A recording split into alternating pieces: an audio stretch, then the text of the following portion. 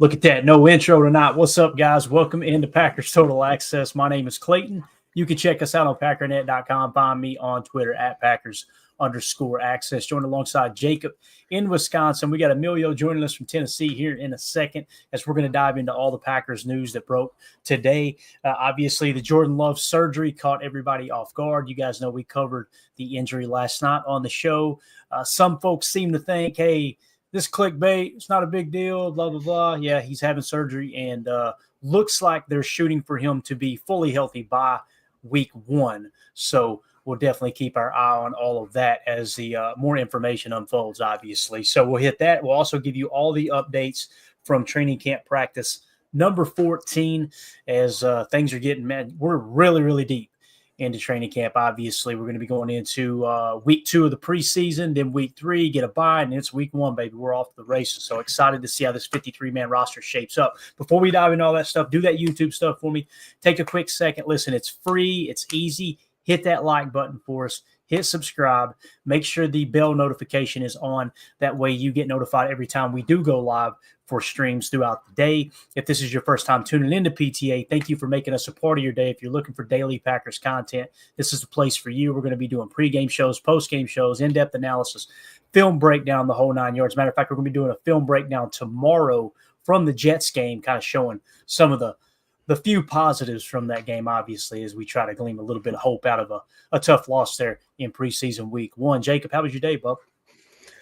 Well, it was pretty good. As we were talking offline, it was definitely a scare. I was at work, looked up at the TV, saw the old ESPN flashing that Jordan Love is recovering from a surgery on his hand, and I literally clutched the pearls, and I almost did the old ass out thing. But obviously, as I got some more information, I'm not saying it's not a big deal, but it definitely was much more of a crisis averted than I originally thought. So.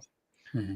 Yeah, it was one of those things, too, that when the news broke, it didn't catch me completely off guard. However, the way it was presented was Jordan Love has surgery, and then they went to a commercial break on ESPN. I was like, what in the heck just happened? So I was hoping it was about the thumb. So let's waste no time. Let's dive into that. Obviously, that is the lead story of the day here.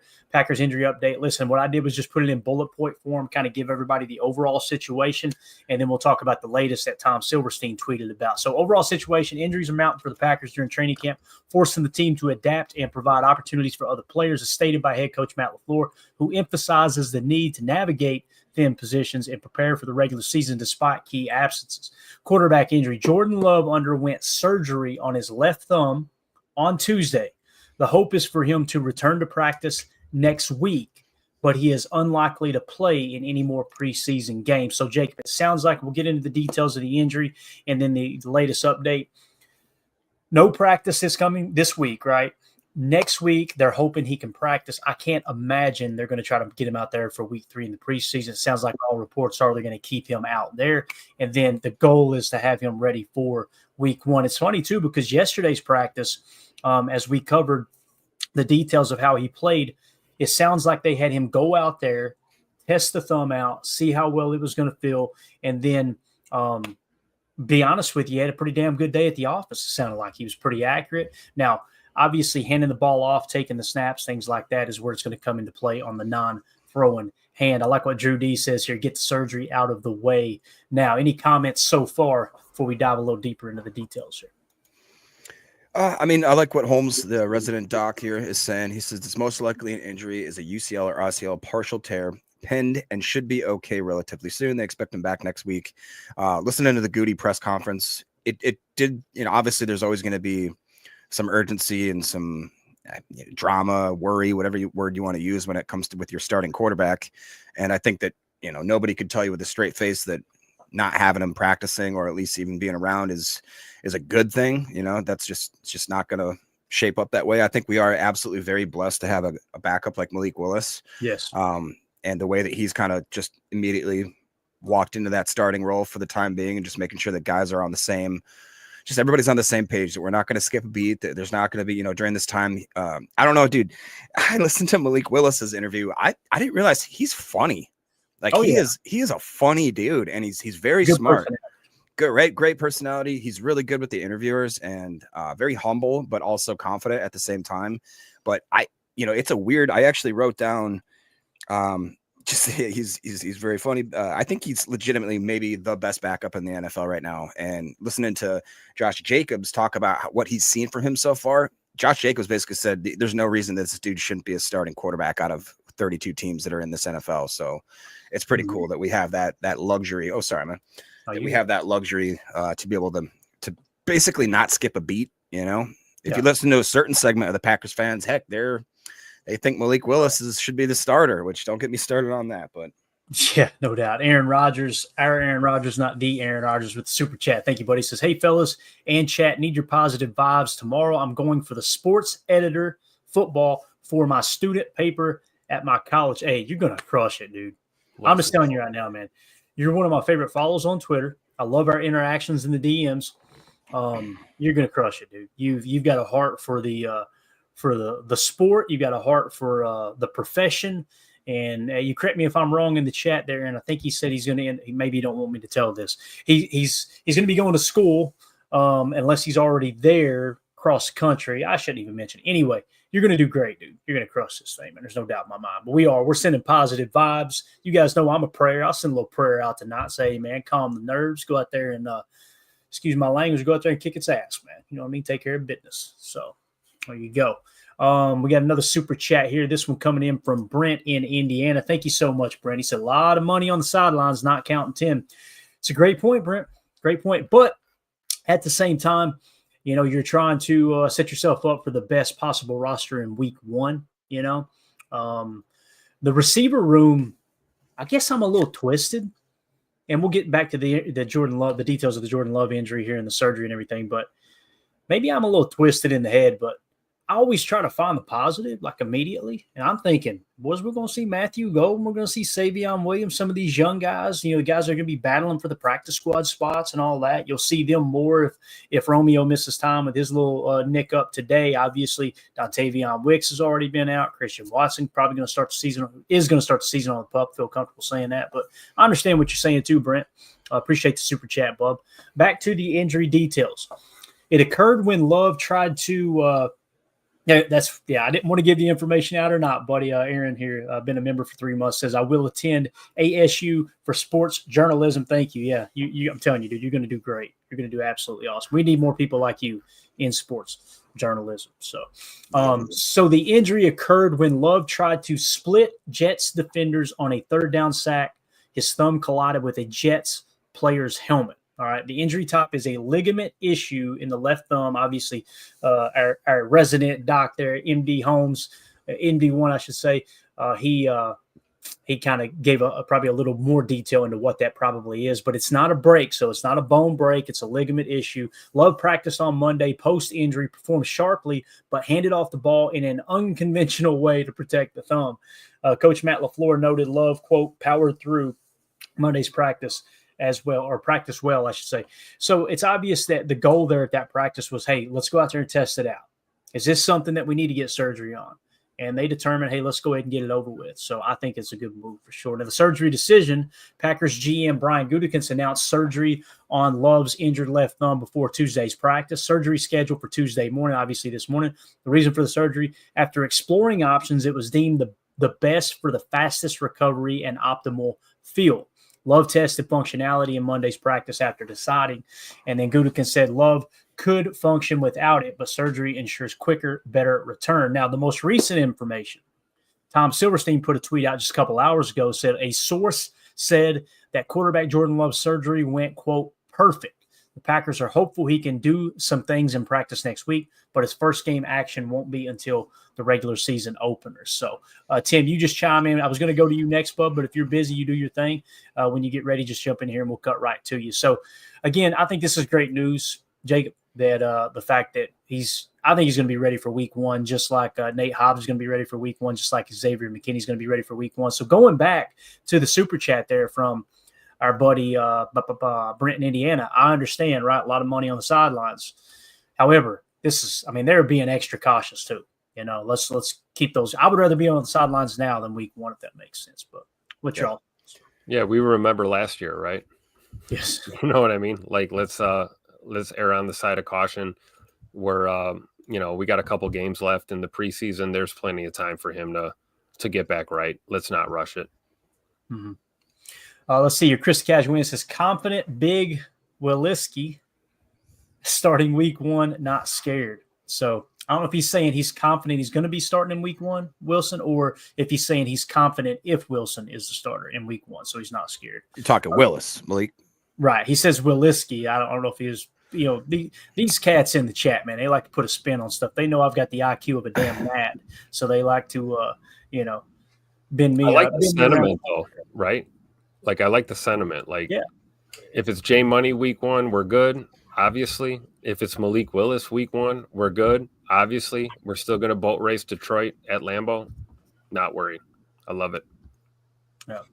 All right. So just kind of going through the other notes, and I put this article up for everybody. Guys, there's going to be a full injury breakdown, the wide receivers, depth challenges, all that stuff. So you guys go check it out in our Patreon group. I just wanted to hit on the Jordan Love information. We got Ameilio joining us now. Let's get his take real quick. Ameilio, I don't know how much you've heard about the Jordan Love surgery earlier today, but it sounds like the surgery, according to Tom Silverstein, went perfect. He's good to go. It sounds like he'll be back most likely for week 1. He'll be ready to go, but they do not plan on playing him the rest of the preseason so he can heal him. Yeah, love to see that. I think that it was Matt was talking about, hey, the surgery's probably going on right now during the presser. Glad that it went well. And just, things happen in football. I'm not mad at Jordan or anything like that. Let's keep it moving, keep going. And you just kind of have that mentality that Malik does.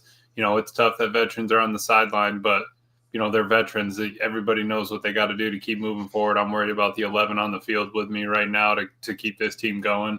And I think that's just kind of how we got to approach it.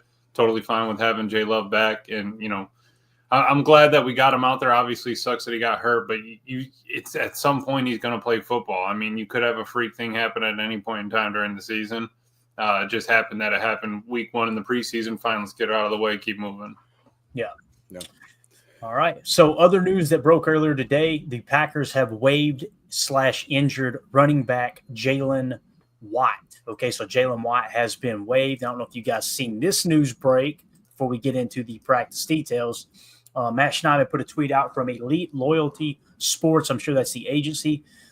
Izzy Abanaconda dealing with a hamstring injury, and Emmanuel Wilson and Marshon Lloyd working their way back from injury. So he quote tweeted the agency that said TDP to Green Bay, excited to announce running back Tyrion, I hope I'm saying that right, Tyrion Davis-Price is signing with the Green Bay Packers. I want to say he came from the San Francisco 49ers, maybe, if I heard correctly. So that's going to be obviously a replacement there for White, and as they try to get Emmanuel Wilson, Marshon Lloyd back into the thick of things, which I feel like we took a huge step forward today with Marshon Lloyd at practice. But any thoughts on him? Do you guys got any information there you want to hit on? I think we got a video of him here as well. But I have never heard of him. I'm not going to be lying and fluff anything right here. It's kind of, whatever. I really liked what we saw to Abikonda, and it's difficult. Everybody feels like they're a little banged up right now, but is that him right there? 44. I believe that's him. Yeah. He looks solid, man. Yeah. He's thick, right? He's thick. He's thick. Again, he may be, thank you, Tim.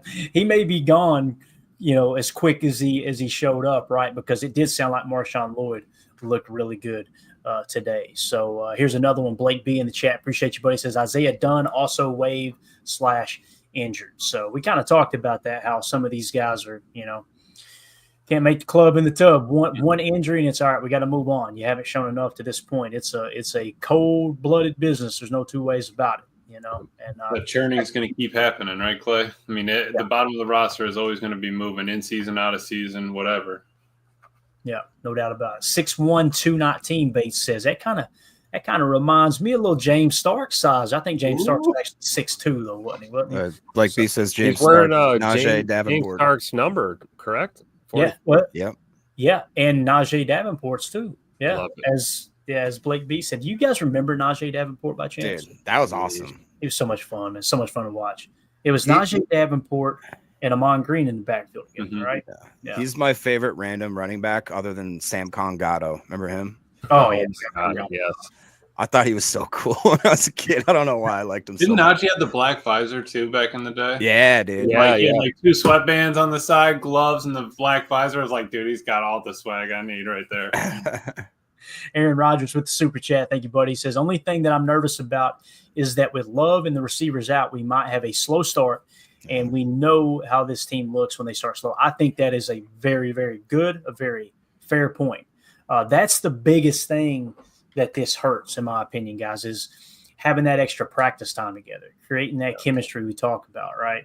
Now, listen, I don't think there's any problem there with Love and Dobbs and even Love and Wicks to a certain extent, and Reed. But when you got two, fairly, you got a first-round wide receiver in Matthew Golden, you got a third-round receiver in Savion Williams, you got McCole Hardman coming in, which, by the way, I always called him Mecole Hardman because I thought that was his name. I was the only person on the face of the earth saying it, so I switched it to McCole Hardman, and now I hear Goody today call him Miko. So I'm like, I don't know what that is. I just can't get ahead here. So how do you guys know what McCole would say? He would say, I don't care what you call me. Just call me when I'm in the end zone. Just call me Sid, because that's what I'm going to put on the board right here. You know what I mean? Let's what do y'all go. think about what Aaron said here, though? Are you guys a little concerned with maybe the chemistry there, or do you think we'll be all right there? I'll be honest. I'm a little bit nervous just having the consistency, trying to build up those, just the continuity of the team. That to me does worry me a tidbit. And but again, the Malik Willis interview was really great. What did he say? They asked him, like, what does it mean to the team not having a guy like Jordan just be around? And Malik Willis very confidently said, like, hey, if we lose one guy and that means the whole season's done, or like basically a wash, like we don't deserve to be where we are, kind of thing. And said that basically his job is to just keep the continuity, keep that small increments of kind of making gains throughout the next couple of weeks while maybe he's not there, and that when the time comes for Jordan to come back, like he said, he's still in the meeting rooms, he's still in the working through the mental stuff, and went on to say, like, sometimes the mental stuff is more important than actually being out there physically, especially with some of these vets that have done it for a while and understand the process and all that. So I'm definitely worried. I don't think that anybody would lie and say that maybe they would lie, I guess, but I personally think that it could have been way worse, and we're should be a little more confident, I think, than some of the Packer fans I've seen online right now. So I guess the only thing I would say in that regard is, when guys go down and you're playing for the guy next to you, everybody steps up. We talk about next man up, step up, these kind of things, right? You see when the twos run against the ones, or you've got the threes against the twos, or, they mix in these personnel during teams, different guys working together, you're kind of setting the tone for if somebody goes down or multiple guys go down, who already has chemistry playing together on that field. And I think when you look at the quarterback room and the wide receiver room, I think we're good either way. I would not panic right now at all. I think it's early enough that we can get past these things. And, for all intents and purposes, we could be firing on all cylinders come week one. Everybody could be coming back for all we know. So I'm not ready to panic just yet, I don't think. Yeah. 2 over this in the chat says Jordan and Golden already seem to have a connection building. Factor in Dobbs with the Lions question at run defense. Jacobs and our ground game can be used to win week one. That's a great point, especially with their D tackles being injured, right, Ameilio? We talked about how Detroit's a little soft up front right now, at least until probably halfway through the season when they start to get some of those guys back. Now, they got Aiden Hutchinson back, don't get me wrong, but I like that. I like what 2 over this is saying here, man. It's that kind of lines up perfectly with the way it's. Let's say worst case scenario, Jordan isn't ready for week one. I don't think that's a bad idea. You march Malik Willis out there, go run heavy like we did, last season for him to win those 3 games when he played a significant role in it, and just turn Josh Jacobs and Emmanuel Wilson loose on that Detroit Lions front would be fun. Yeah, worked well for the beginning of last season, Clay. That's what we watched, right? I was excited to go see Jordan Love play in person. Didn't get to see it. Got to see Malik cook and start this running game for the team that I think is kind of relying on it this year. You get Escalade out there, start grading a little bit, man. It'll be over. Yeah. Hey, bottom line, we got out of those games with what? A dub. That's all that matters. Get the dub. Yeah. And listen, there's some people that still think Malik Willis he just kind of won it with his legs. And there were some pretty throws that Malik Willis made. The back shoulder throw to Christian Watson right in front of me, holding my my Captain Morgan slushy. I'm just telling you, man, it was a beautiful throw. Also, he hammered an out route. That's what I look like in the stands when he connected. He hammered an out route at home. I can't remember. It might have been against the Colts, maybe, an out route to Dontavion Wicks. I mean, right by the fingertips. It was. I remember LaFleur was mocked up for that game. LaFleur said that's a big time throw right there. So Malik Willis has got a strong arm. I mean, that's why everybody fell in love with him at his pro day, if you guys will remember. So, yeah. Coach Lynn says that would be hard for them to scout against if Willis goes week 1. That's the thing too, Coach, right? Yep. Put yourself in the Detroit Lions' shoes. You're going into week 1, and you don't know if Jordan Love's going to play. Matt LaFleur is not going to probably – I would be surprised if he comes out the week of and goes, Jordan Love's starting. He'll be active. Yeah. He'll be healthy. He won't be on the injured reserve, but he'll be like, yeah, we're working through that. We're working through it. He's not going to let people know that. You know? Yeah, and then make him a late scratch and start Malik with a whole different game plan. You know what I'm saying? Like – think about it. If they come in, if you're the Lions and you're going, okay, guys, we need to allocate all the time we possibly can to stopping Green Bay's offense. Do we dive into all the Jordan Love tape, or do we go to that 3-game saturation of Malik Willis from last year? You know what I mean, Jacob? That's like and if whichever one they choose, right? Whichever one they choose, the other one they're going to be, a little less equipped in. And right. If they decide to go 50-50, well, guess what? You lost 50% of your practice time and your focus on one that you may not even know if they're going to play. It's, like the book I read says, a double-minded man is unstable in all his ways. That's going to knock on the confidence a little bit, man, going into that week. Yeah, definitely. And I thought one of the most telling things was actually Brian Gutekunst was asked about it. I think Tucker Kraft was asked about it. I believe Matt and Malik himself were asked, where do you feel like you are this part of the offseason compared to last? Because if you guys remember, that trade kind of happened a little bit later, didn't actually have a full offseason with the Packers, obviously, still a product of Tennessee down there.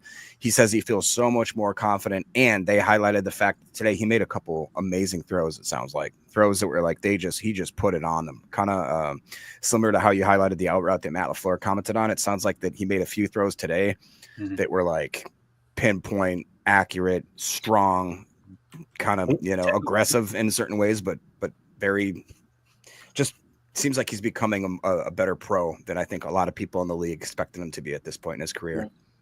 The other thing nobody's talking about too is he had an entire offseason to truly learn Matt LaFleur's offense. So I think he'll be better equipped this year than he was last year for sure. Here's what Malik Willis had to say. And I just add one note real quick before we move on? Absolutely, man. I actually saw one of those plays you were talking about, and I'm hoping the chat can help me out. Number 80. You guys know who number 80 is? I'll find. You want me to cheat? I need you to, because I'm trying to figure it out because I saw the play. Number it used to be 80. Bo. Bo's not wearing 80 anymore. I don't see a number 80, Tim. Uh-oh. It was me, guys. It was me. Hold on. I know I'm not hallucinating. Hold on. Let's see if we can find it. Who is currently? Somebody said Nair. Nair. Wide receiver, correct? Isaiah, right? Yeah. He's Isaiah in my note. Nair. I saw one of those today right in front of my face, and Malik floated a beautiful, beautiful ball, and Isaiah Nair went up and made a great laid out full prone, made a great catch on the sideline. Right towards the end of practice, right in front of me. It was amazing. Yeah. So I definitely see that. Don't sleep on Malik Willis and think that he doesn't have a touch with that throwing arm, because he does. He's not just run and gun. He can stand in the pocket and throw a laser or float it in there too. Yeah, and a little spoiler alert: when we get into the camp practice details today, Bill Huber picked Nair at that play, Tim, that you're talking about, as the play of the day. I'm pretty sure. Oh man, so epic. The only thing maybe a little bit better was the way the defense ended practice today. I'm sure we'll get to that too. We had a great play from our defense. Gotta love it. Heck yeah! If we miss it, you definitely chime in with it for sure, man. For sure. Just real quick, that Natsa Co says, isn't he like 6'4"? I believe he's a full 6'4". I think he's like 212, and he ran a pretty good 40, if I'm not mistaken. Another guy with the Packers. Here, look at this. Holy moly! Respect Oranges. Yeah. Sorry. 9.97 RAS and ran a 4.43 40. I mean, out of Nebraska, baby. Let's go. All right, here's what Malik Willis had to say. Shout out to Kyle Malzahn on Twitter, at Kyle Malzahn. Packers quarterback Malik Willis spoke to the media after we learned that Jordan Love is going through a procedure on his left thumb. Here's what Malik had to say. This is what Jacob was referring to. I just love the way he answers this question. No, this team can't handle one person being down for a couple of days, and I think we're in more trouble than, worrying about what I should do. I think that we should be mentally strong enough to go out here and do what we can to execute each play that's called within the timing of the play, within the execution of the play, and just play ball. I mean, it's not a one-person game. It takes all 11 at all times. I know this position that we play gets a lot of, added hype or added pressure, but it's not really about that. It's about going out and playing ball, all 11 working together. No, love this dude, man. I mean, he's done everything right since day one. The only thing he's done wrong is got drafted by a crappy organization. That's the only thing he's done wrong, Yeah. What do you think about it, Ameilio? What were you like going to say? Said, man, Willie Beeman, baby. Steaming Willie Beeman. Seriously, dude. And just, I think Jacob hit it earlier, but when they were asking him about Saturday, what happened Saturday? Yeah. Dude, I mean, we watched the tape move forward. I love that mentality. Just puts his faith in it and shows up and just plays. I'm glad that we put a little bit of faith in him to give him another opportunity because, the Titans lost something when they got rid of him. Mm-hmm. No doubt about it. Anything else on Malik Willis, guys, you want to hit on before we dive into the camp notes and details here? Real quick, I think it's just a testament. Like, you look at a team, obviously our team, the Packers, and having 3 franchise quarterbacks basically in the last 30 years. You look at a team like the Titans, Will Levis, Malik Willis. Now I pray they don't screw up Cam Ward because he seems like a hell of a kid too. I'm really pulling for him. It just is weird that, certain organizations, you can't convince me that if the Packers had a couple of years with each one of those quarterbacks that we wouldn't have got a little bit better production. I mean, obviously we have one with Malik, but I even think that a guy like Levis could have went to Green Bay, sat for a couple of years and actually put a better product on the field. It's a testament to what we've done in the draft room, the development room, and in the community, just having that kind of expectation that when the Packers draft a quarterback, we're going to put effort, time, and let them kind of season, you know what I mean? Really, really kind of like not force them out there before they're ready. I mean, we saw that with Love. We saw it with Rodgers. Favre was a little different story there, but it's just I think that many organizations could take a couple notes from the Packers for sure. Yeah, big shout out to Goody for fleecing the Titans out of Malik Willis. He really Thank you did. very much, Gangster Goot. Love you, brother. Andy Watkins says, still no on re-signing Malik. Who said no to re-signing Malik? Who the hell said that? Yeah, we were all we got criticized for saying I would re-sign him. We were talking about maybe $8 million a year just to have a solid backup, So now if you're saying starter money, no, I don't think we can swing that bill. You know what I mean? Ain't got that good a credit, but yeah, it's something that I think it's valuable. Having a backup quarterback. I even said it would take a 2nd-round pick to pry him out away from me. I wouldn't even take a 3rd-rounder for him just to have him for this year. Right. So Andy says we told him no earlier. Andy, you want to stay off the hash, my man. Ain't nobody on this chat said no. We don't need to sign Malik. We were all on board with re-signing Malik. I'm sure everybody can. It was probably no for top dollar. Right. Harder money. Yeah. Now, if you're talking $20 million per, which I feel like that's probably the bottom end of starter money, no. No, if you're saying we said no to choosing Malik over Jordan, yeah, that's a no. That's a no for me. Malik hasn't shown enough to say, yes, he's a better quarterback than Jordan Love. What's your annual that you'd give him? Like I said, $8 million is probably where I would peak. There's some teams that are willing to pay $10, $12 million for a backup. That's what Chase is saying. He's willing to pay 10 a year for Malik. I mean, there is something to be said that I'm not nervous. If he has to play week 1 in a weird way, I mean, my little brother says this all the time. He still wants Jordan as the leader of this team and the starter, but he's like, for whatever reason, he just feels like Malik Willis fits that kind of niche that Matt LaFleur uses him as a very prominent chess piece. He can do just so much that it's hard to. It is intriguing. It's very exciting to know that if something happens to Love, we still got a gamer, an absolute gamer back there. Yeah, and I remember too, Ameilio, you probably remember this. last year on like Packernet After Dark and the call-in show that Ryan does and everything, there were people calling and go, why doesn't Matt LaFleur call these same plays for Jordan Love? It feels like he gets more creative with Malik Willis. And my answer to that is it's not that he's getting more creative with Malik Willis. It's that these teams don't know how to game plan for Malik Willis. Right. The longer he plays, if he were to get 5-6 starts under his belt in a season, you're now going to have to change up what's worked with Malik Willis because teams are going to force you to play left-handed now. You know what I mean? That's just the way it goes. No, that's exactly it. And I mean, that's where we were lucky. He was still early when we played the Titans. Obviously they had seen him, so it's not like they didn't know who he was. But it's a different quarterback. Matt's approaching it differently. But again, you saw that, was it earlier in practice? Jordan hit him on a read option. Didn't Jordan do a read option? But again, we're adding that in. That was Malik's, go to. What do you feel comfortable with? Hey, can we add that into Jordan's repertoire? I think that's something that you kind of chase down as it comes up. But no, Malik can handle it. Like Jacob said, I'm totally cool with Malik starting and moving forward. It's tough for whoever is going to the game looking to watch Jordan, but the team itself isn't, hindered very much. I think where we're at right now by that. Yeah, definitely.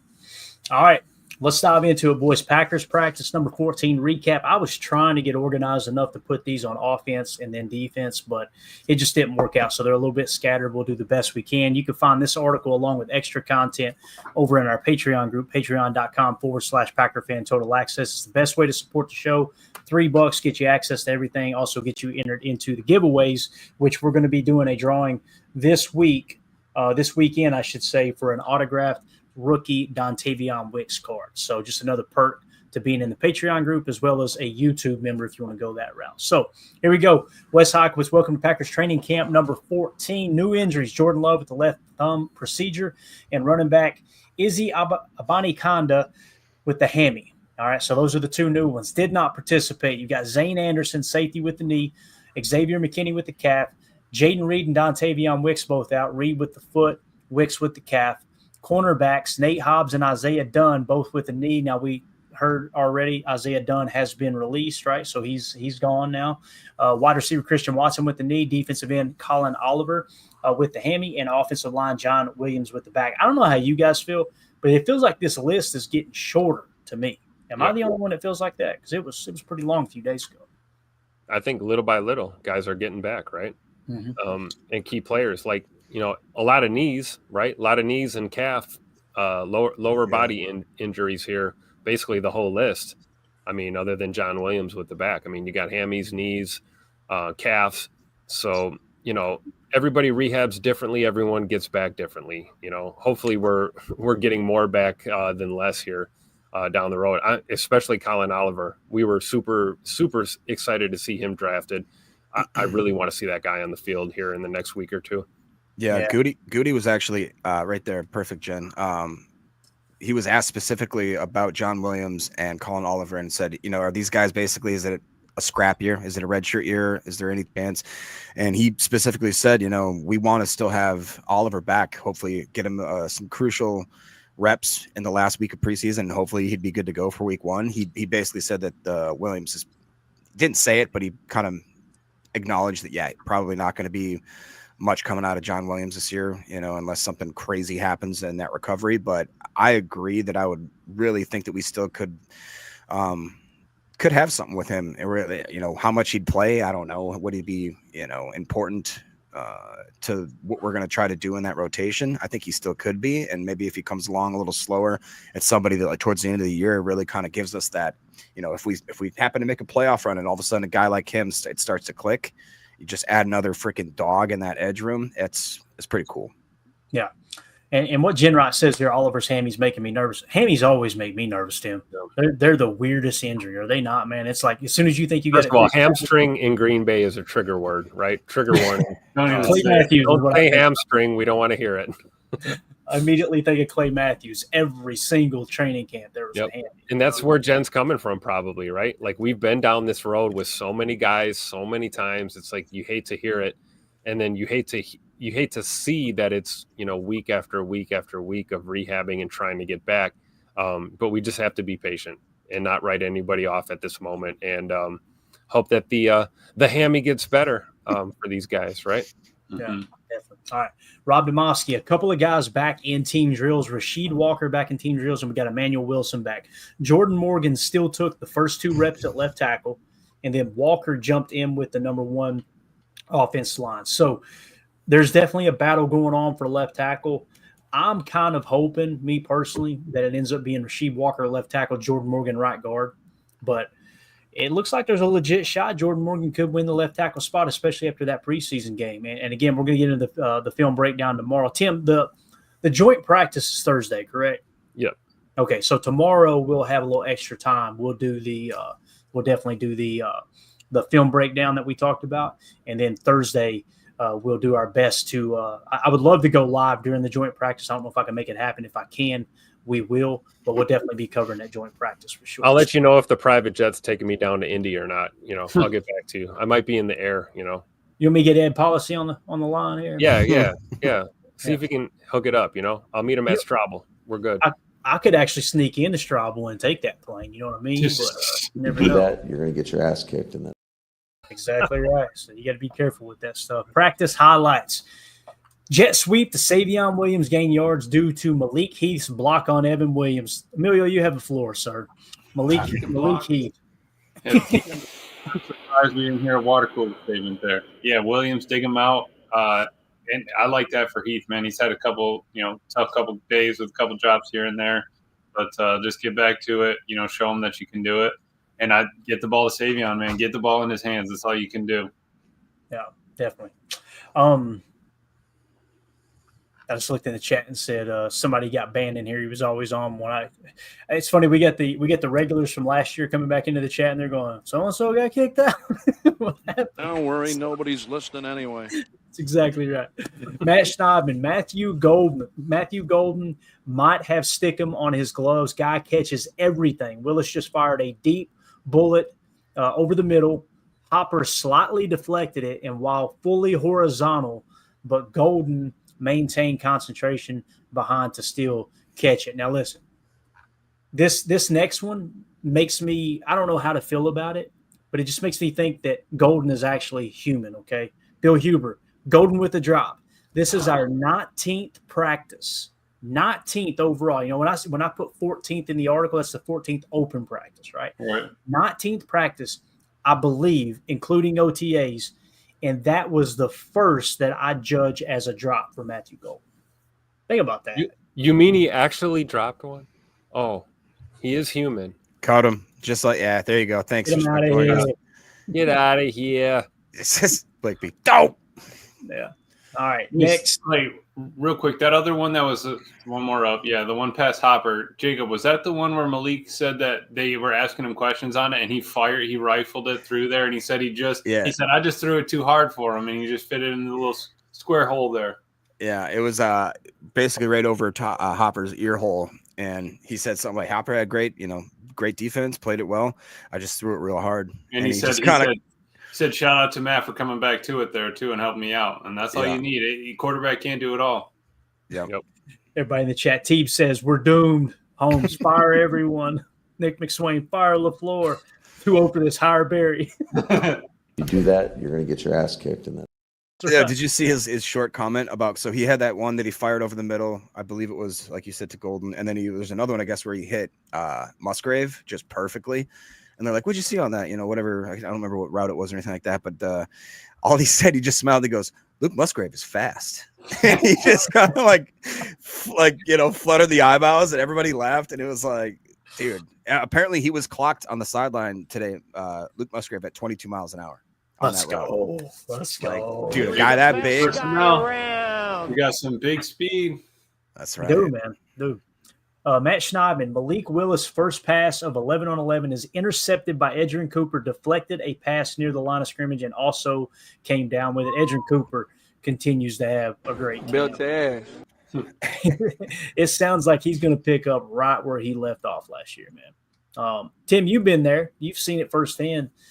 Cooper doesn't look like that. I mean, listen, it's camp. I got you. But, I've kind of warned, can he live up to the expectations from last year? I mean, that was phenomenal. It sounds like he's on pace too, man.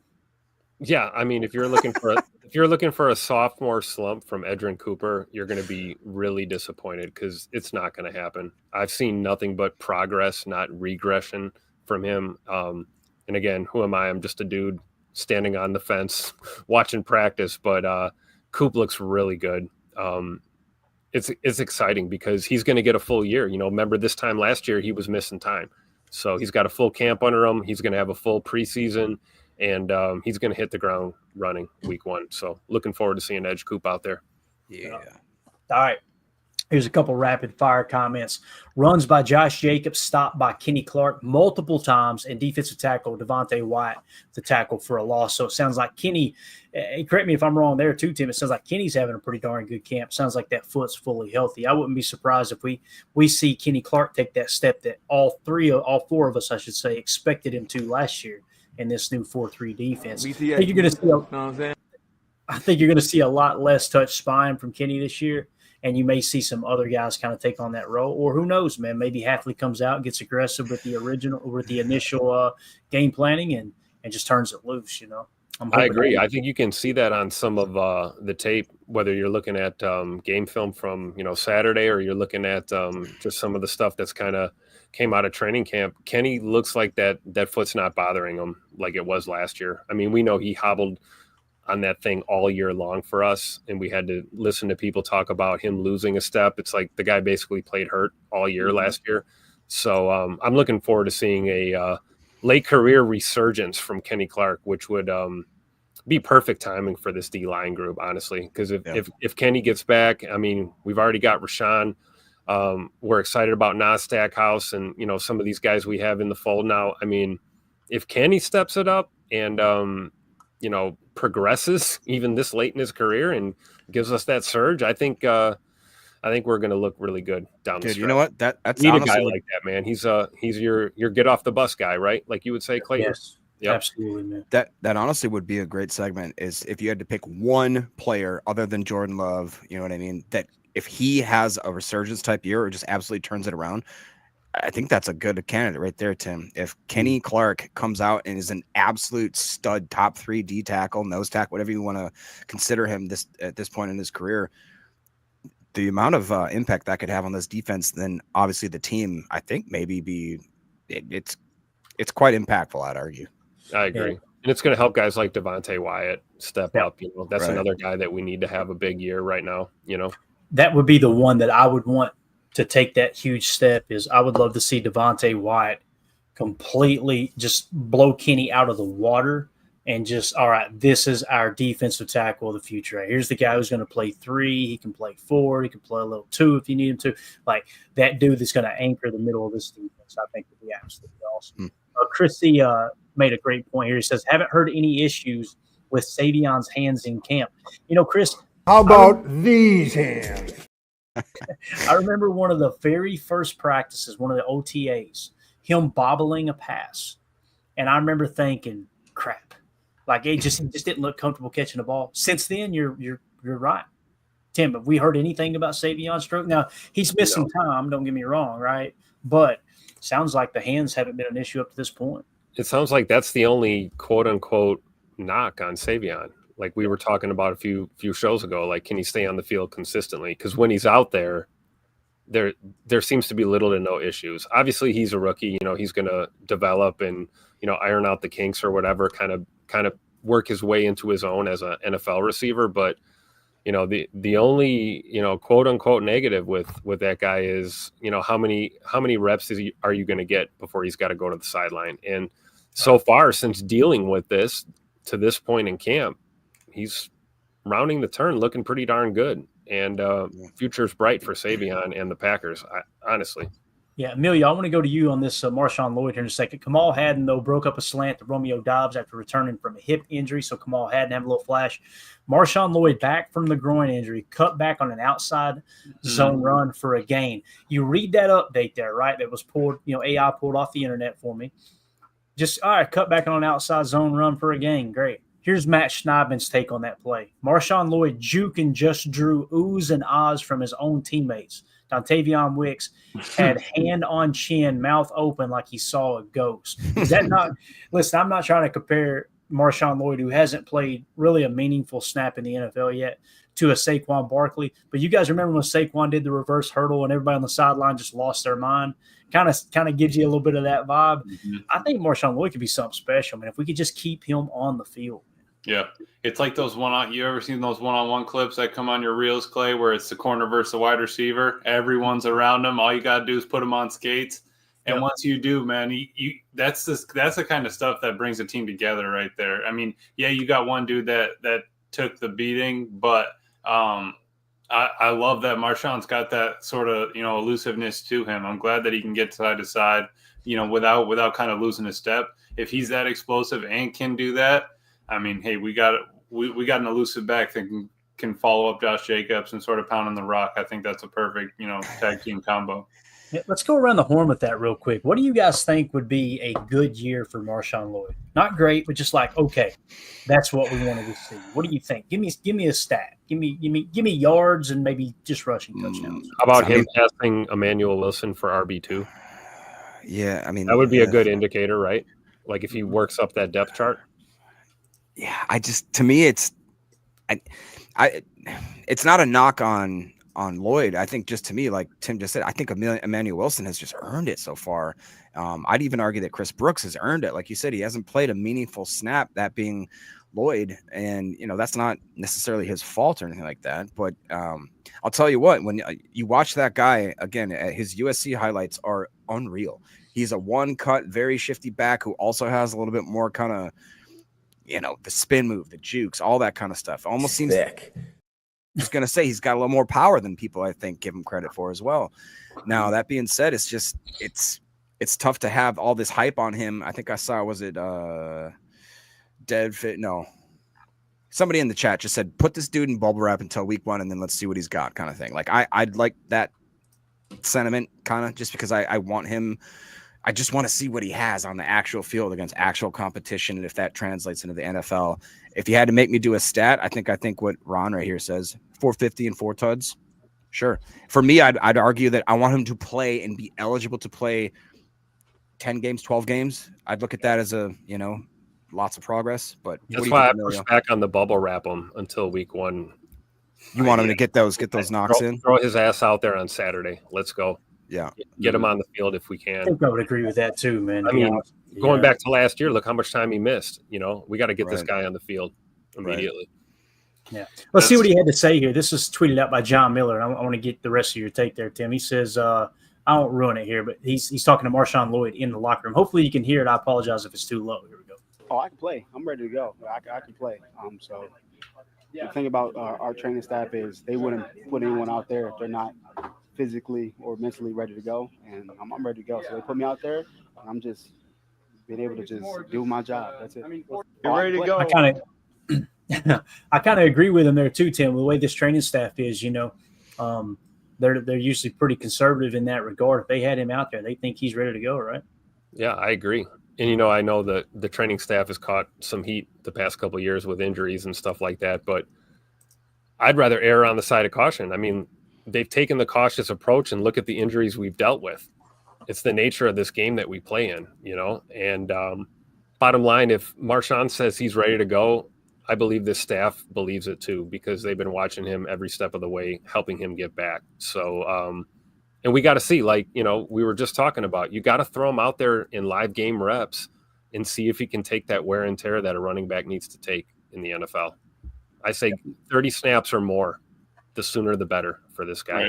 Because it's not like it's happening from being overly physical by somebody else. You know what I mean? Like he's not getting injured by getting cracked or, getting run over by a linebacker. Or it's more soft tissue, like non-contact and it's stuff. not something he's doing, right? It's not poor technique or he's like injuring himself by playing improperly, right? It's just kind of things that have happened. Shoot, I'd be happy if we could get him over 250 rushing yards and just stay healthy this year. And whatever happens all purpose, if he gets another 150 receiving, get him over 400, cool. If we can crack 5, even better. I just want him to stay healthy and get a couple, 15, 20 yards a game rushing. That's it. That's what Coach Lynn said. That's all I want to see is him healthy all year long, right? Yeah. Yep. And you can see what's his feet. He can prove to be like a super reliable third down back, right? Like in a pinch, even if that's how you got to work him in, right? those third and Yeah. shorts and just with the speed. pound the rock with them. And Yep. when we broke down the tape of him at USC, Tim, you'll remember ran a lot of power, right? They ran a lot of Yeah. GT, a lot of pull and guard tackle combo, and I'd love to see him in a duo look. Oh here. my gosh! You guys yes. could maybe Bates or somebody in the chat. Could you let us know his receiving stats as well? Because I want to say that he was a serviceable back that actually could take the ball out of the backfield as well. Mhm. His receiving is tough. Sure Wouldn't is. surprise me one bit, man. Again, the thing that stood out to me was the GT power plays Yeah. and Daniel Jeremiah going, this is the best running back in the draft. Right. Yeah. He's kind of that happy balance of power and finesse, right? You know, he's got a little shake and bake, and then he can lower that shoulder, lower the boom. Gotta He love does it. kind of got that Emmitt Smith build, right? He said it reminds me of a quicker Emmitt Smith. Now, obviously, we're not saying he's going to produce like the great, arguably, I wouldn't say he's the greatest, one of the best rushers in the history. He went on to clarify body type. I'll give you a afterwards. comp. Emmett Smith's a pretty good comp. I think of Thurman Thomas. You guys remember Thurman Thomas? Oh, dude. That might be one of the most underrated backs in the league. You know what he reminds me of? Ameilio in the lacrosse field. You know what Oh, I'm saying? yeah. Oh, yeah. It was lacrosse you played, right, Ameilio? Wasn't it? Is there a difference between lacrosse and field hockey? Oh yeah. You do that, you're going to get your ass kicked in that. What's the difference, Ameilio? Help me out I here, think, man. don't girls just Field play hockey. field hockey? Field hockey is basically played on the ground. Lacrosse is played in the air, pretty much. Oh, we're Like gonna the- give him some. I got you. I got you. The ball travels in the air instead of on the ground. Got it. All right. There you go. You heard it from a fan right here. Let's move it along. Let's get back to the article here real quick, or the breakdown, I should say. So we talked a little Marshon Lloyd. Let's keep it moving. False start by Kadeem Telford led to a replacement by Brant Banks at left tackle. So they had Kadeem at left tackle, and obviously got a false start. Me know like that. Jan linebacker Tyron Hopper forced a fumble on running back Emmanuel Wilson. Later, nearly broke up a pass to wide receiver Matthew Golden. Bill Huber put a tweet out that said. Bill Huber put a tweet out that said Hopper just crushed Wilson for a forced fumble. He was all about the celebration as the ball bounced around before a teammate finally picked it up. So sound like you guys remember when Charles Woodson, they did a nickel fire. He sacks the quarterback. They strip him. The ball's bouncing up the sideline. Clay Matthews is trying to corral it, and Charles Woodson's on the sideline flexing, and the ball's bouncing up the sideline, but he don't even know the ball's still in bounds. Clay's trying to pull it in. We need to pull that clip sometime. Absolutely hilarious. That's what it made me think of. But Bates here says I guess this is in 2022, right? Marshon Lloyd at USC had 18 catches for 176 yards, 2 touchdowns. And then in 2023, he had 13 catches for 232 yards with no touchdowns. So again, I didn't feel like they used him as a receiver a lot there. It was just those power plays. He was so patient in the way he ran, and he's just kind of a one cut and go guy. Yeah. And that's not those receiving numbers. It makes you feel good, right?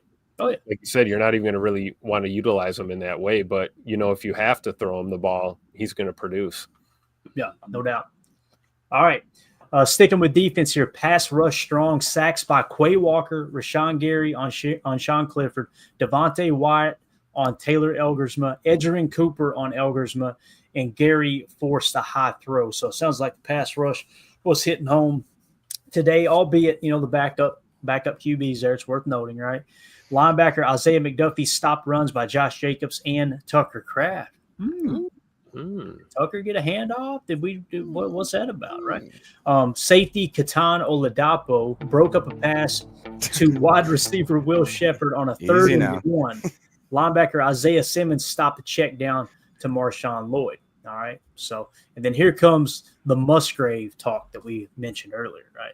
Malik Willis hits Musgrave for a 30-yard touchdown on the first play of the 2-minute, turned on the Jets and got behind the defense. So that might have been the one you were talking about, Jacob. Maybe they had clocked him at 22 miles an hour, you said?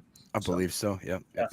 And then, unfortunately, Rob says, now Luke Musgrave is slow to get off the field a few plays after a deep touchdown catch. It appeared he may have gotten rolled up on. He's trying to walk it off on the sideline. I didn't hear that was significant afterwards, so I think he was okay. You guys correct me if I'm wrong there in the chat. So I don't know. I'm not a doctor. Be huge if Musgrave could Or really. physician. Oh, dude, that'd be so huge. Can I just show real quick? Bates said that the 23 season, again, going back to Marshon Lloyd's receptions, he said he was averaging 17.8 average per reception. Shows potential for sure. That's, I think, the stat that I saw where it was like they didn't even really try to use him, but when they did, he was pretty good. I'm assuming that's a lot of yak, right? Lots of yak. Yeah, Throw him that ball in the flat, give him a blocker, and let him go to town, right? Yep, no doubt about it, man. It's still wild, too. You see that and we go, wow, 17.8 per catch. That's huge. Christian Watson last year averaged 21.4 yards per catch. Yeah. Yes. That is insane, dude. Ameilio, did you see what Goody said when he was asked about Christian Watson's recovery and the timeline? I think I dozed off on some of that. Let me hear it, Jacob. So they basically said that at the beginning or at the end of the year that they kind of looked at Christian Watson as being maybe we'd get him back by the end of the year type thing of this upcoming season. He says now that the timeline has shifted and it's about mid-season. They wanted to say that he looks so good right now that after the 4th week, they're considering the fact that he is just so farther along schedule than they expect him to be at this point that they have to tell each other to not allow him to come back. Right. Yeah. Okay. Basically, I remember that. He was like, oh, you seeing him run out there right now, you almost want to put him on the field right this second. Right. Yep. And they did say, like Coach Lynn said, something about holding him back. He said, yeah, he'll start on the pup. And as soon as we get to week 4, he made it sound, I'm kind of paraphrasing, but Goody made it sound like, yeah, it's probably going to be everything we can, to hold him, to keep him off the field. He's going to be really chomping at the bit to get back on the field. So. But then he did reiterate that he wanted to protect his career going forward. He says we do things the right way. We don't want to force him back. And that was obviously what got him in this mess in the first place is Christian champing at the bit. And Tim, when he said that, like we want to protect his career, and he I can't remember exactly how he said it. My ears went up like, that sounded like they plan on trying to extend this guy. Exactly. Yeah, I mean, you can read between the lines, right? Kind of judge the vibe, but bottom line, if this wide receiver room did not look like it did right now, we'd really be wanting Scoot back sooner than later. We'd be like, if he's ahead of schedule, get him on the field. It's nice to have the talent pool that we have right now with guys like Savion and Matthew Golden and hopefully a healthy Bird and a healthy Wicks at some point. We've got Romy Rome in the house. There's talent in this room. Yeah, Malik Heath, we've got some dogs. So, the fact that Scoot's ahead of schedule is good. It almost makes you want to, use that fact that he's ahead of schedule to make sure you don't rush him out there too soon, because we've got talent that can, hold us over until probably at least the bye, right? Yeah. I'm the one who predicted 4-0 going into the bye. I still think we can get it done. And hopefully Scoot comes back for that that Cincinnati game, maybe week 6 would be like super early prediction. How soon are you going to see him? Right. And also remember, you get the green light to be back on the field, and then, okay, you're in pads, you're on the sideline, you're dressed, you're ready to go. That's a far cry from, Matt working you into the game plan, consistently. So that's going to take time, but either way, man, he's ahead of schedule. Like, that's what we want to hear this time of year, right? We don't want to hear that he's had a setback or anything. So all things look good right now with Scoot. Right, because you're going to want to scale him up when he comes back, too. You're right. We're not going to drop him in there and ask him to play 40 plays first game back. So, yep. Right. Great point. A couple things. United Bates says, sorry, just to be clear, Lloyd's 22 season was at South Carolina. He played his last year at USC. And to be completely clear, I didn't see any tape of him at South Carolina. Every bit of footage I watched was actually at USC. Yeah. So thank you for that clarification there, Bates. You are the man. Jen Wright, I love this, what she says here. Christian Watson going to cook Pittsburgh. What if his first game back is Pittsburgh? How cool would that be? Going up against Aaron Rodgers? Let's go. Built ass. All right. Practice stops with Dobbs down. Couldn't quite haul in a deep pass. This is Bill Huber. Evan Williams held up but hit him. Didn't seem like much, but it was all so fast. Reed, Watson, and others check on him. He's up now. And I think he left practice, but the vibe I got was there's nothing, too much to worry about. Although I think the media did say they tried to talk to him on his way out, maybe. And he just felt he refused to comment type thing. So, obviously. I think I saw that play. I remember it. I don't want to speculate, but maybe like knocked the wind out of himself or something. You know, The worst. something I don't know. That is the worst. Yeah. So late highlights. Here we go. Willis to Musgrave for the 30-yard touchdown. We talked about that. Eldersma to Nair for the touchdown. Was that a touchdown you were talking about? Was it a touchdown, Tim, that you were talking about the catch? Yeah. Okay. There you Yeah, go. it was. I think that was. So that was Air Canada. That wasn't Malik that threw that one. That's what it looks like here now, unless he caught two, but we'll get to the play of the day. Maybe they'll specify a little bit more. Okay. Jacobs, nice run with the block by right guard Sean Ryan. So Sean Ryan showing up a little bit. On 3rd and 4, Kingsley and Igbare limited Jacobs to 2 yards. On 4th down, Simmons sacked Willis, leading to a post-whistle INT by safety Evan Williams, his first of camp. Matt Schneidman put a tweet out about that specific play. He said, Isaiah Simmons shot out of a cannon up the middle for a sack to end 2 minute. Jeff Hafley throws his hands up in the air. Willis heaves it anyway, and Evan Williams picks it off in the end zone. Kamal Hadden is pretending to whip McCole Hardman with the belt. I'm going to need that soundbite, Tim, anytime now, sir. No, we'll just give you the image right there. Now throw the soundbite with it. Love it. Belt to ass. BTA. Can I quick? Could you imagine Kamal Hadden pretending to whip McCole Hardman with a belt? I saw it. We don't have to imagine. Yeah, just I saw some comments in the chat here. I didn't get to talk to you guys about the PFF grades from that first match. Obviously, there was a game. Obviously, there was some stuff happening that wasn't great, but Nick Muswain, bring back Sammy Watkins. Come on, bro. Bring back Sammy Watkins. Do that, you're going to get your ass kicked. And then It's got to be a joke.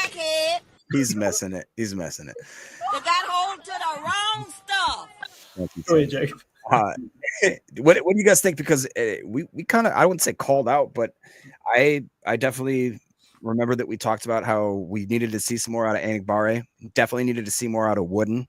Needed to see, I think it was 2 or 3 other players, and they were the highest graded players from PFF wise, if I'm not mistaken. Do you guys remember that at all? And Anigbare was Wooden graded out in the 50s. He did grade that low? I thought he had a better game than that. Well, many people said he did. I disagreed. All I seen was the swatted pass, but then you heard the coaches; they were kind of glowing over. That's what it was. Okay. So yeah, I'm like, okay, I'm not going to sit here and pretend like I watched the tape and I seen something that Matt LaFleur did. You know what I mean? But yeah, some of the players that really stood out with the PFF grades, Kalen King was one we called out in the post game show. He had a great game. Obviously, Amar Johnson did. Brenton Cox Jr. was one we called out. Baron Sorrell, he had a fairly high PFF grade as well. And, of course, Jordan Morgan was a pleasant surprise.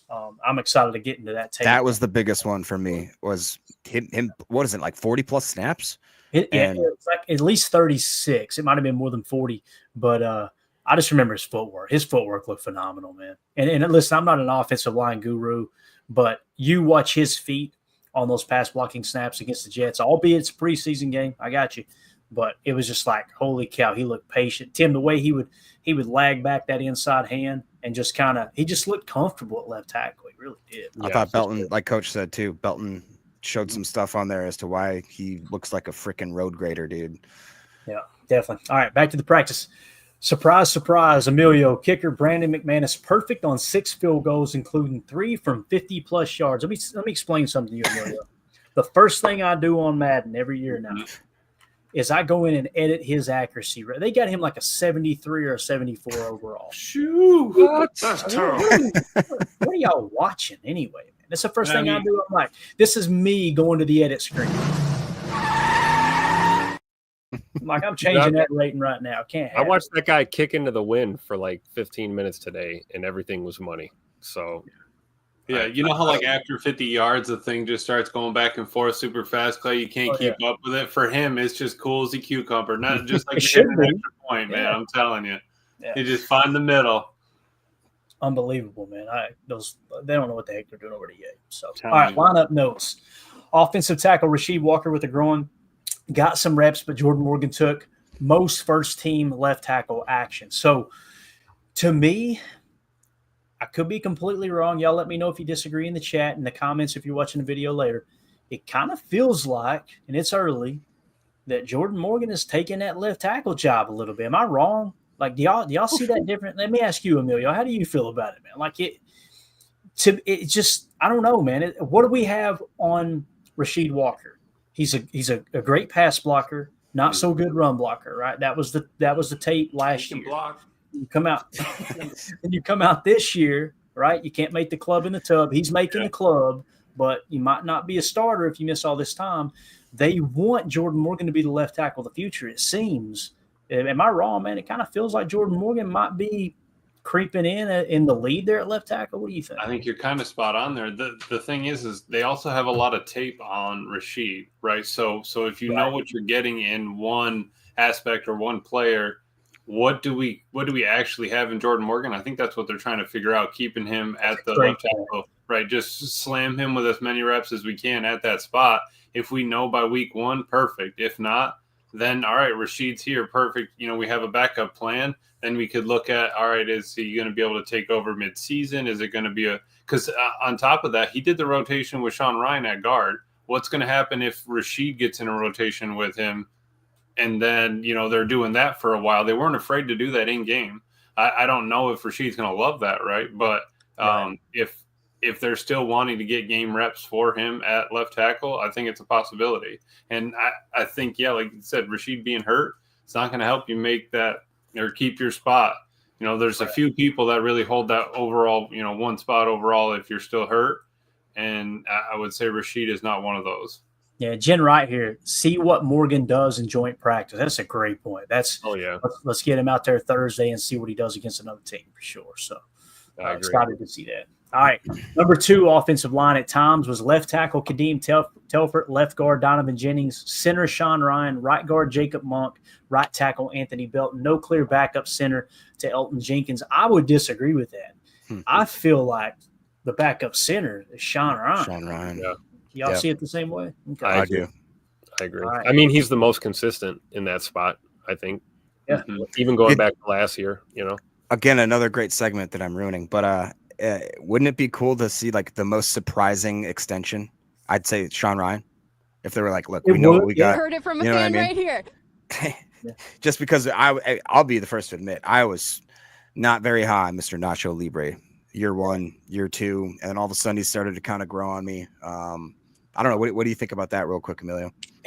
He's got that mean streak too. Yeah, that's mean. The thing that I really like about him. Yeah. By the way, not your shirt, Ameilio. I'd make a low ultra shirt. Go ahead, I'd have seen it. We saw him playing well on tape though, right? Right, Clay? Yeah. We were watching some film from Saturday. Him getting over and pancaking somebody after the snap. So I would agree. Tim, to that point, I think where he's come from is impressive that he's gotten to this point. Wasn't he the first one that Matt called out for being a little too thick? We actually needed to clean that up a little bit. So kind of stick your head down and work for it. The guy has done that. The guy's gotten better, with his footwork. He knows what he wants to work on. He's one of those guys that, put me in at nose guard on defense if you need me to, coach, I'll do it. But I like that we have him as a backup center. I honestly would say the third would probably be Zach Tom, and we would bring Belton in and move the line around that way. But I think as a quick option, Sean Ryan as a second string center is where we would land. That's a great point because, think of his rookie year, right? We had the PED issue and the suspension, and then we had him, overweight and these kind of things. He's gone all the way up to the edge, right? He's looked over that cliff for a second and said, "Oh man, I could actually lose all of this." Tomorrow. But that's a guy that knows what the other side of the coin looks like, and he's not going that way, and he's progressed ever since. Every mistake he's made, I think he's made a concentrated effort to correct it, and to fix it. You can't tell me that he's not a better player than he was a year or two ago. And I fully believe he is. In the chat, if you guys could correct me if I'm wrong, but I thought that he was late to football. Like he was more of a wrestler, and I think that football wasn't really his big thing until later in his career or later in his life. So maybe it just, he's one of those guys that takes a minute to kind of figure out the type of game that they can play in the NFL. I mean, I don't know if I could even if you gave me another 6 inches, another 100 pounds, just the fact that you have that size and weight doesn't mean you're going to go to the NFL and be able to produce. There's so much more involved with trying to be a great football player. And sometimes it takes a while to figure out what your niche is, Thick. Things here, yes. Travis Glover is an all 5 position kind of O lineman, man. Anywhere on the O. You play tight end too, can you, Ameilio? Hey, you got to overload left or right, man. He's the first one out there, I'm telling you. Coach is saying he heard Glover may not be done for the year. Come on now. Let's put him on pup. We can get him back later. Unbelievable, man. All right, let's go rapid fire here. We talked about the offensive line. Safeties with Xavier McKinney out, Evan Williams, Javon Bullard in the base, then Bullard kicked to the slot, and it was Williams and Katano Ladapo there in the nickel defense, that nickel 4-2-5. So that stayed the same. Base linebacker trio also stayed the same. Quay Walker in the middle, flanked by Edgerrin Cooper and Isaiah McDuffie. So it feels like McDuffie is going to be that Sam backer as it sits right now. Number 2 secondary, cornerbacks Kamal Haddon and Bo Melton. Slot, once again, Kalen King. Kalen King getting a lot of reps at slot. That's exciting, man. I think based off what we've seen in the preseason game, he played really well. I would almost give him my player of the game just based off the tape I watched. I'm really excited to see him in week 2 of the preseason. That's another player. Him, Baron Sorrell again. I want to see those guys kind of show up again, you know. Player of the day, surprise, surprise, Edgerrin Cooper. Deflected and intercepted a pass from Malik Willis on the first play. Recorded a tackle for a loss on a screen pass to Emmanuel Wilson. So he's picking passes off. He's sniffing out screen passes. Tackle for a loss on a run by Chris Brooks. And then he stopped tight end Tucker Kraft immediately after a bootleg completion. Yeah, it's looking like we got us a dog in Edgerrin Cooper, man. So excited about that. Here's the play of the day we talked about, Tim. Matt Schneidman, what a catch from the newest Packers wide receiver, Isaiah Nayer. Elgersma went deep left, and Nayer tracked it well in the air for another touchdown in 2 minutes. So did he catch 2 then? Sound like he might have caught 2, huh? Another touchdown in 2 minutes? Of course, he could have just been referring to the offense maybe. Yeah, probably. I think there was a couple TDs. And here it is. It was one from Willis and one from Air Canada. Got it. Undrafted rookie made a diving over-the-shoulder catch in the end zone on 3rd and 6 from quarterback Taylor Elgersma. Utilized his 6'4" and 1/8 inch height and 4.40 speed. Described it as one of the toughest catches in football. So, yeah. Yeah, that was the thing of beauty. I mean, Ray Nitschke Field erupted when he laid out and caught that ball. It was incredible. So, and then you know where my eyes went to? Did he secure it to the ground? Right. And I'm like staring, and he did. It was a big boy football play right there for sure. So did we? The question is, did we just find our next great practice squad wide receiver? Yep. Yeah, that's what it sounds like. Yes. What was it on Step Brothers? Did we just become best friends? Yep. Yes. All right. Training camp schedule. I just thought about the magazine they mentioned, which is hilarious. But anyway, training camp schedule. Next practice Thursday in Westfield, Indiana. Joint Packers with the Colts. They're not going to be smoking a J with the joints. They're having a joint practice. Right. With the Colts. Just the tip, though. Preseason game Sunday at the Colts in Indianapolis. I thought it was Saturday. That's actually Saturday, right? Yes. Oh, the game? Yeah, Saturday. Yes, Saturday. And that's a noon kickoff Central Time, I believe. It's a nooner. So, Ameilio, just so you guys know, this is what we got on the tap for the weekend for me and Ameilio. We're going to be he's going to be on the road while I'm doing, hopefully, the post-game show, heading up here to JC. So immediately following the post-game show, we're going to hop in the car and we're going down to the Redneck Brawl. You do that, you're going to get your ass kicked in that. Somebody is. Somebody is. I'm just telling you, if you guys don't know what Redneck Brawl is, you're gonna lose brain cells if you look it up, but it's worth it. It's my goodness, is it something to behold. So we're gonna be going to those live fights on Saturday night. The timing worked out perfectly. Clayton was actually worried he was gonna miss the game again. And Clayton, I just want to know, how are you gonna handle that? Like, are you gonna pull for the Kentucky fighters or the Tennessee fighters? Like, Tim, I'm just hoping I don't see a relative in the ring. You know what I mean? That's what I'm concerned about. You do that, you're going to get your ass kicked in that.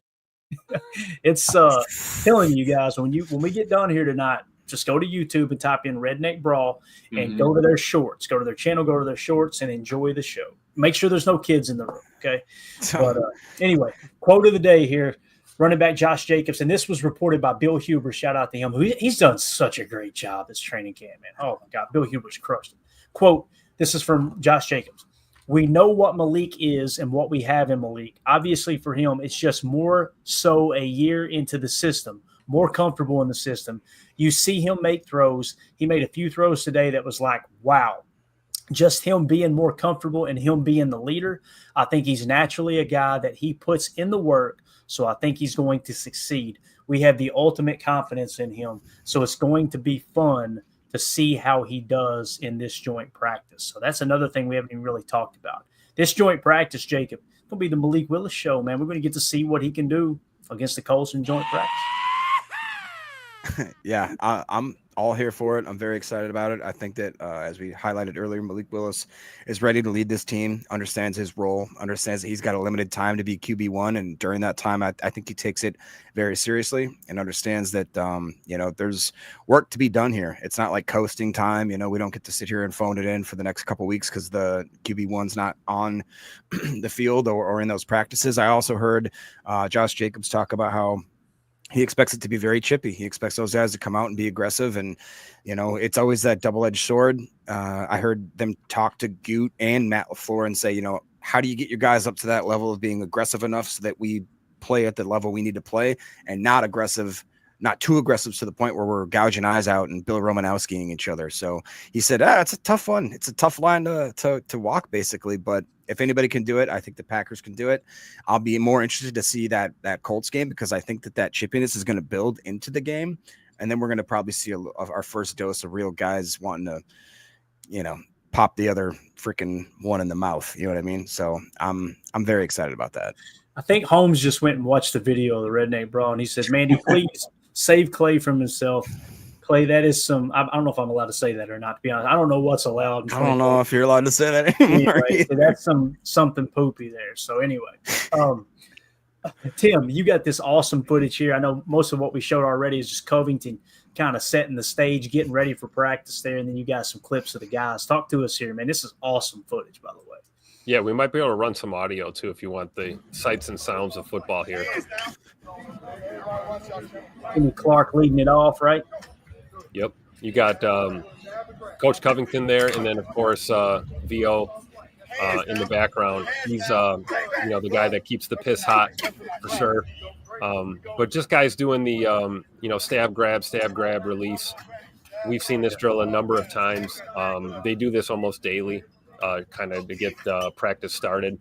If you notice, they're looking at the guys to look after they engage. Yeah. We've seen them do these drills where they'll hold up, one or two fingers and ask the guy to call out what he sees, trying to get that head around so you don't get caught up on the block. It's the little details that make all the difference. And, everyone talked about how it's kind of different this year with this D-line group, and it's due to Coach Covington coming in here and just changing the approach and the way he works with these guys, for sure. It looks like, we always refer to that as punch and peek, right? You're trying to read the running back while holding your gap. Yep. What do you think, Ameilio? Yeah, what caught my eye was the footwork. Each of them did 3 sets. So you're doing, one set with your feet forward, then you're square up, bam, and then your feet back, opposite feet. But everyone's on their toes, leaning forward, weight forward over your knees. I just love his approach. I think they really do appreciate all that extra work he's putting in. But just that little thing, you're doing the same rep 3 times, but you're moving your feet 3 different ways. Still trying to train your brain to pop, snatch, release, all that stuff. I just like to see it. Yep. What's crazy too is that it feels like for the first time in a long time since Hafley's been taken over, that the drills we see him doing actually seem like they can be applied in real life football scenarios. Whereas in the past, I'm not going to throw shade on the old D coordinators and everything. The chat does that enough, but it's just like you said, to be able to engage, to try to shed the block and look like it. In years past, it seems like that when guys got engaged with blockers, they just kind of turned off. You know what I mean? Like they didn't even attempt to try to shed, to look up field. They were just completely engaged to the point where the running back, whatever it may be, just jogs right past them with no effort from those guys to try to break off that contact. So I'm personally think that this has been the most intriguing drills that I've seen in the offseason, if that makes sense. Mm-hmm. Like it's been very cool to watch. I think love it's Covington. A good point. I really do. I think it's a good point, Jacob. And I don't know if it's better or worse. I think it's just different, right? Yeah. Coach Montgomery was awesome, but I think Coach Covington brings something a little different. You see here, he stole the PVC out of my kitchen sink. And, look at that. Aisle 28, Jim. Aisle 28 at Home Depot. But you just see him working on the hands, right? No, yeah. I mean, and he only used the clear glue. I mean, he didn't prime it with the purple stuff, right? No. We just Gotta went save to that money. glue to it. Oh, it's yeah. clearly primed. I mean, Kenny would have ripped this thing apart if it wasn't, right? I just love it that they're going like, kind of conventional but unconventional. And you see Coach Covington here like stressing the details like Ameilio was talking about. It's not just your hands, it's your feet, and then it's your eyes, and it's all three of these separate things working in conjunction with each other. So we've seen medicine balls, we see the cones, we see PVC pipes, we've seen tackling dummies, we've seen them throwing tennis balls at the guy. I mean, it doesn't matter what they need to do to get the job done, but they're clearly focused on the technical aspects and the fundamental side of football with our defensive front. It's really fun to watch. It really is. What's awesome too is this was all Bill Belichick approved. He spent so many years in Bill Belichick's building, learning under arguably the greatest coach in NFL history. Covington did? Yep. Yeah. Really? Okay. Yeah. Covington was a defensive assistant there, and then when Bill was let go, Jamad Mayo took over as Gerard Mayo. Took over as head coach, and he promoted DeMarcus Covington to DC. Now, listen, they had a bad year, but DeMarcus Covington was handpicked by Bill years ago as one of the young up-and-comers. Like, you think of how effective Josh McDaniels was as an assistant coach for so long in New England. Never worked out as a head coach, right? But Bill's got this eye for talent. Covington played receiver in college, and then he went into coaching, landed with New England years later. And I want to say he spent like 6 or 7 years under Bill. So, he looks young, and he looks like he can still play, dude. Look at that guy. Oh, you should have seen him setting up practice today when they were setting like the pads and everything out. Like, he was running drills just to make sure everything was where he wanted it. He was diving at the tackling dummies and that's awesome. Throwing the forearm. It was awesome. Yeah. And even that, it's kind of like a little awkward. Your arms are fully extended. You have a little bit too much weight over your feet, and you're still working on, get to your gap. But I like how he's having them shuffle to either side. And start it one more time, Clay. Run it from the beginning. All right, watch the coach holding it. He goes, oh, okay, yeah, I got this. No problem. No problem. Wait for my man Kenny to get up here. I'm telling you, this coach he's ill-prepared at first. Ball King's over there like, give me a ball. I'm not holding these kitchen sink pipes anymore. Whoa, come on, this for a minute. Look how big Kenny is compared to Covington. Look at that. Kenny is, and then look at Gary. Look how big Rashawn is compared to Kenny. Right, it's just monsters, absolute monsters. So anyway, let's see. All right, so this is what Ameilio's talking about. Hey, watch this coach. All right, no problem. I can stand like. I got you. Whoa, hold on. Let me get reset here, Kenny. Change the whole stance. Love it. Yeah, it's going to be a fun year, man. I'm excited to see this defensive line grow. Let's see, we got something else here. We got our boy LVN this time, Tim. Run this one with time. So quick. Ooh. Let's watch it one more time with LVN. Look at Jacob coming in playing tackle right here. He had to put his cigarette out real quick first. Oh, look, working on a little read option. Yeah, looks like it. That's what I was thinking. Yeah. Basically, what he was calling mesh, or he was calling different looks and asking the guys to maintain the edge. There you go, right there. Yep. Yeah, like right there. That's the whole set the edge. You know what I mean? Right there. You give it. You don't hold A. Bingo, Ameilio. You got it. Come on now. You know what's up. And when you guess wrong, it's ugly. It's ugly. See, and I love watching Brenton Cox Jr. do this drill because this was his Achilles heel coming out of college. The guy was he had two speeds. It was either A to B, or it was just him kind of over pursuing everything. And to see his progression and them working on that specifically, I really like the way that he's kind of evolved his game. And on Chalk Talk tomorrow, that play made the cut where he attacked the mesh point of the zone read, the read option. So Brenton did? Yeah, Brenton Cox. Nice. Yeah, we got very that. Good, very good. All right, Tim, you got another one here. This is just them hanging out in between reps, right? I remember. Yeah, you could kind of get a little. We probably can't run the audio for that one. Okay. Rashawn had a few choice words, but go to X and check it out. Yeah. So here's the tackle and roll, right? Yeah. Yeah. Yep. Wrap and roll right here. This is the one I was talking about. Coach Covington was doing this by himself before practice when they set it up. but just working with the edge guys again on proper technique. And, it's the little nuances of the game that make all the difference. If you engage properly and you wrap up properly, tuck and roll properly, you're putting yourself and your team in a better position to make plays, and you're not over pursuing or you're not playing bad technique. And you see Coach Covington here takes the time to stop between reps and show these guys exactly what he's talking about. Yeah, and Coach Lynn, correct me if I'm wrong in the chat, but this is kind of multifaceted. One of the things is when you tackle a player, if you just tackle and wrap, there's a chance you slide off. They go high knees, they break out of the tackle. When you tackle and roll, far less of a chance of them getting out of that tackle. You know what I mean? So, yeah, Coach, these are Tim's. He was there, boots on the ground. Tim gets there early, and I mean, Tim, you got to be hanging the camera over the fence, dude. It's unbelievable. I am not. I am doing no such things. I imagine Tim's out there. How do you the guy standing around some guys watching some ball? That's all. That's all. I imagine he's laying like a professional photographer on the ground. You know, right? Getting every angle. So this is good stuff. I was just gonna say that's me after practice. Exactly. What about Coach is asking, are you on the actual field, Tim? Are you pretty close? Yep. Yeah, pretty close. He takes a bit of turf with him each day, right? He does. Yeah, I try to. Let's get this sound right here. LBN and Kenny together.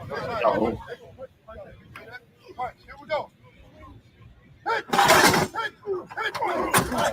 I love that. He just throw a forearm to that thing.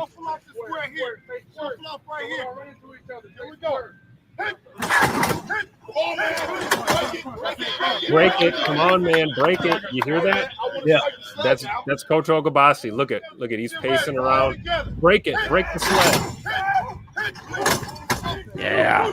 Oh, I got it. It's a punch out drill, and then the other guy's getting the fumble. I see. Love it. That's great. Again, just the drills, they just seem different. They seem more like intense. Yeah. It's Stackhouse. That big paw. Watch that big paw right here from Stackhouse. Look at that. It looks like Mandy when I get to take the trash down. Right here. Man, that's good stuff, Tim.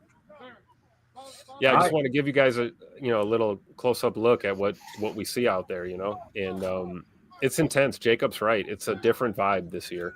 I think really it's cool to see Covington and Ogabasi and Coach Davis working together. Man, they've got something humming with this group. Yeah, no doubt, man. All right, we're way over. I'm about to get in trouble. These are awesome, man. Let's get a couple. LVN. Yep. That's just the opposite side of that same drill, I believe. Yeah, right? Exactly. Yep. Zone read, working left and right. That's one thing I'll say about their edge room is, Ameilio, they definitely cross-train those guys. Like Gary can line up on the left, he can line up on the right. LVN, same thing. Mm-hmm. Makes it easier for the defense so that they know both sides, know the whole play, know which stunts they're doing, and harder on the offense for just that same, okay, he's flipping, he's setting me up. Oh, wait, never mind, I got LVN this time. Wait, Rashawn came back over, never mind. And I like that LVN still got both his thumbs taped, right? Let's keep those things, nice and sturdy. I mean, I would imagine that most of those guys want those things stiff as a rock, if you're trying to go in there and engage in the pads every single time and then shed. Just the tip, though. That's a great question here, Tim. Maybe we overlooked it. Coach Lynn says, where's my man Wooden at? I don't remember seeing Wooden in any of those drills. I did not see Colby Wooden in these drills today. Huh. It's very interesting. We'll keep our eye out for that then, right? Keep our ear to the screens. And then, of course, you got to get the Brandon McManus video in, don't you? Oh, this was great. I caught this on accident, so it's kind of hard to see, but there's Brandon just, splitting the uprights as per usual. And if you look at the net in between the uprights, you can tell the wind is blowing directly in their face. Yeah. So when I was recording this, these are all into the wind kicks. And you can see, McNamee back there with McManus just kind of soaking up some game there and getting some pointers and just, really learning the specifics of the kicking game. And who better to learn from right now than a guy like Brandon McManus, right? So pretty cool. All right. So there you go. There is your camp open practice number 14. Nates, that was a lot of fun, guys. That was a lot of fun breaking that down, hanging out in here, talking a little ball. Tim, thank you so much for the videos, dude. Oh, yeah, for sure. That's awesome. Happy to help, man. Can I share one more quote that I thought was really inspirational? Yeah, man. Mr. Tuck Norris, a.k.a. Lung Dart Marlboro Man himself, they asked him basically, I think it was in references to like Jordan not being around and how that works and how they have to build trust as a team together. His quote was, "Trust is built in raindrops and lost in buckets." And I was like, oh, damn. Tuck Norris getting deep on it. But really, honestly, it made sense. Like those small, it takes so long to build things up and so quickly to ruin them. You know what I mean? And you could apply that to any point of life, whether it be your job, your relationships, a podcast, if you will. It's slow, tiny increments, getting better and better each day. And if you're not careful with what you do, that can all go away so quickly and so easily. And I just thought, man, Tuck Norris, he just keeps getting better and better, dude. Can you imagine what would happen if Nick Saban got him in Alabama? Like, I don't know if he'd be on the pack. You know what I mean? Like, it's just crazy to see that. In threads for sure. Yeah. So anyways, I know this, man. I'm not going to, so quit asking. My marriage is covered in raindrops right now, and I'm about to go crying. I'll see y'all. You're going to get your ass kicked in that. That's what he's saying right now. So, hey, thanks everybody. This was a lot of fun talking ball tonight. We'll be back tomorrow for PTA Live. Shout out to Aaron Rodgers with the super chat, Brenton, Indiana with the super chat, Aaron Rodgers being a member for 3 months, Chris the Casual a member for 10 months, and Aaron Rodgers with another super chat. Thank you so much for your generosity. We'll see y'all tomorrow, 6:30 p.m. Central Time for PTA Live. We'll do a little more kind of look at the roster, reset, how we feel about the camp battles. And on the second half of the show, we'll do a little chalk talk, show y'all some footage from the Jets game, some positive footage. All right, we're not going to make you watch the bad stuff. So we'll see y'all tomorrow. Everybody have a wonderful evening. As always, let's go out and be the change we want to see in the world. Go Pack. Here we go. Bye, guys.